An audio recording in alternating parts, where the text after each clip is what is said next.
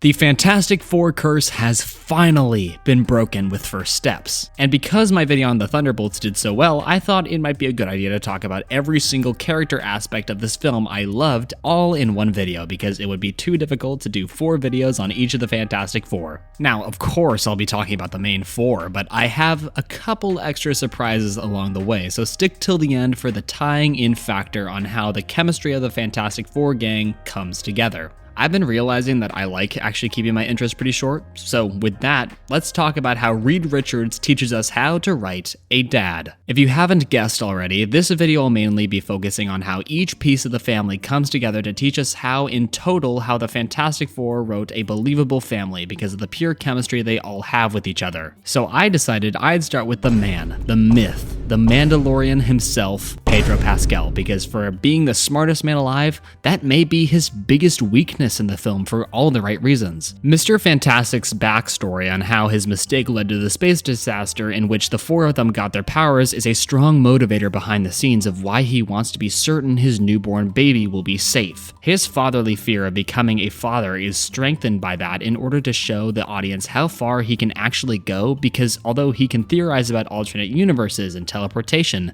parenting your first child in the right way will be a mystery until the kid is out of the house and off to college or someplace else. Although the first scene is a slow and heartfelt moment between a soon-to-be dad and mom, it's almost beautiful the fact that the movie suddenly opens on that, because it grounds the story into what exactly this film is about: family. Although the movie then takes us through the history of the gang up till that point, Reed Richards is instantly characterized as intelligent, and to cut to the chase and connect these dots, the fact that the smartest man alive has blind spots in his knowledge makes him more relatable. I also think that Pedro Pascal's acting across the entire movie is fantastic. Shut up! Because he does his best to sound like he's from the 60s, while also successfully expressing a certain change of tone when talking about the baby compared to talking about a scientific breakthrough. The most daring questions he asks across the film is what is most ethical, giving up their son to save Earth or trying to fight Galactus before he destroys all of Earth. As said by him, because he is so smart, he can't not think about giving up his own baby, and I feel this is a good place to move on to our next character, but don't worry, I will get back to him once I reveal the final piece of the puzzle. So let's move on to how Sue Storm teaches us how to write a mom. To pick up where we left off with Reed Richards, Storm is pretty shocked to hear about her husband sees a reality where they give up their only son. Throughout the movie, she is characterized as unable to give up her child, and her talk to the world about how she won't give up her baby for the Earth, but she wouldn't give up the Earth for the baby is something that turns her from the protective mom of, her baby to the full-on protector of her baby's future, as if there was no Earth, her baby would not survive. It's a very well put speech, because not only does it give the people of their Earth hope, it's also very reasonable, because although she had been protecting her baby from the hatred of the world, she realizes the smartest thing that she could do was introduce the world to what they really hate and use her position to help people understand how hard it would be to lose their baby, whether giving him up or not giving him a chance at any future. It's this turning point in the story where her words actually mean something to people, unlike any of the US governments when it comes to the files, and now her motherly love broadens from her child to the hope of the future, and of course, when she's the one that is able to shove Galactus into the portal and send him away. It's proof that she's not just the mother of her child, but also of Earth.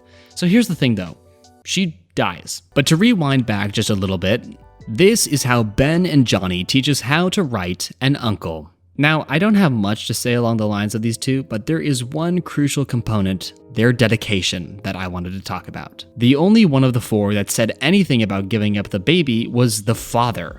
The movie really accomplishes making the fun uncles for the baby, who aren't actually related, really loyal. It's almost sweet, the fact they're like this. Even Human Torch, during the final battle, tries to sacrifice himself for the baby before Silver Surfer took the blow. It's also very clear that although they get into arguments or have rough spots, they still would never give up their family. Wow, that section was actually much shorter than I thought it would be, but because the final part will tie everything together, and although I don't have a usual how to write intro for this character, I think it's very important for everyone to see that this final tie-in is actually the baby itself. I know, it's predictable to say the baby is the tie-in and how it makes this family a true family, but it's true. Without Franklin in the movie, I don't think they would have been able to come together as easily as they do in this movie. My reasoning is that Reed Richards learns that he may not be as smart as he once thought, but he learns to trust uncertainty when it comes to raising a child, which is a good character development thing. Sue Storm is saved by the baby. It shows us that mom can be a very broad term that relates to the safety of everyone, not just a son or a daughter. Ben and Johnny both have relationship questions throughout the movie, Ben with the school teacher and Johnny with the Silver Surfer,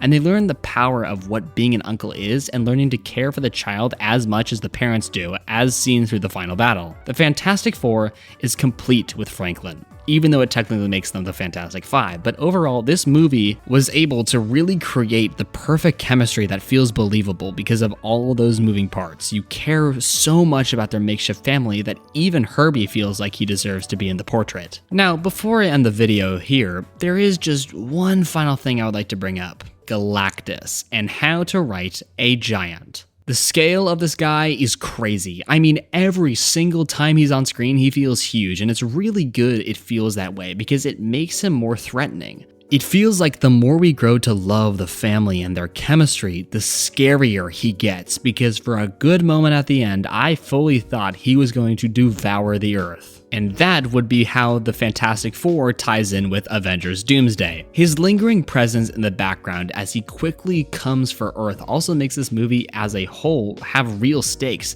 and I think that's exactly why this movie feels so short. I don't know if it's just me, but an hour and 55-minute movie felt like a 30-minute one from start to finish, and I think this fast pace is because Galactus is such a threat, and that it feels like time is running out quickly, and their whole plan could fall beneath them if Galactus was even a minute too early. The only thing that might be larger than him and his ship may actually be his threat to humanity, and overall I think that is brilliant the way the movie takes him from the ordinary comic book version and turns him into a huge giant villain. Overall, Fantastic Four First Steps is fantastic. Haha, I know, unfunny joke, but every single character motivation and development works hand in hand with each other throughout the entire movie. I would personally say I liked Superman just a little bit more, but that's no disrespect to this movie because going from Thunderbolts to this makes me feel like we're actually getting back on track. Not back from the slump YouTubers like to milk, but instead close to being there. And I think with a very small amount of errors and a huge number of wins, we will definitely be able to confidently say that we are back. If you liked the video, please make sure to like, comment, and subscribe because I'm trying to get to 40K subscribers by the end of the year, and I need your help. With that said, thank you everybody for watching. I'm Enchanted. Bye.